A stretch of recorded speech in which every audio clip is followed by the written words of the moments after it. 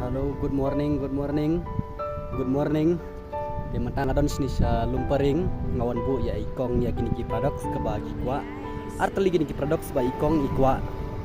Di ngalawan bu banwan sya office ngakot iru im bau ibun kami melajpor. Di ngahawan bu adu hajan ying jong i. Di mentang ngalapoi sini sa lumparing ngahap ya sini strong. Ada sini strong ban koi sa lumparing. Banwan bu ya ikong ini products. Tinggal ajan ja sekendiat ini nomor pabun buat kilat kilenti nomor bangam perjumpoi hakan yang kajaka dia setang kendiat ingala ajan ja nomor kibun hakilat kilenti bed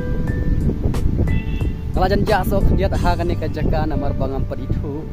ba emat kali hang ne benuan hang ne nang tai na suruk ba emat kali nomor hawan nang ne usupat nomor bawan nang ni nang tai ruka kelan kilenti nomor kedong buat kilenti itu itau tidak kadau ba hab ya now ne usupat ban kiu banuan sini si jerong sya slok dia dengan pen iya pi ya kini ki produk ke ba ikong ikwa kini ki produk ke ba ikong ikwa ba ngawan rai kita bangun bu ini syadu syalum pering lum darbar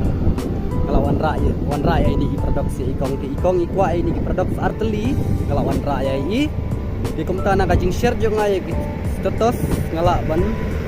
yo berkiat bisa ji baru komentar yarap yang jadi nak tak tahu ba pi ba nang baterai bo jong ka wastage bat wadu jingkermen bat ya ini kajing share jong pi ki status jong pi nang ba pilaro ban yo ban pentit piar ya kiwi ban ki produk jong pi ya kini ki produk saarteli ke kalai arab bahayanga adu si jar tengka kalai arab bahayanga de kumta dengan share bah ki status nang mabila arawan yo mabiru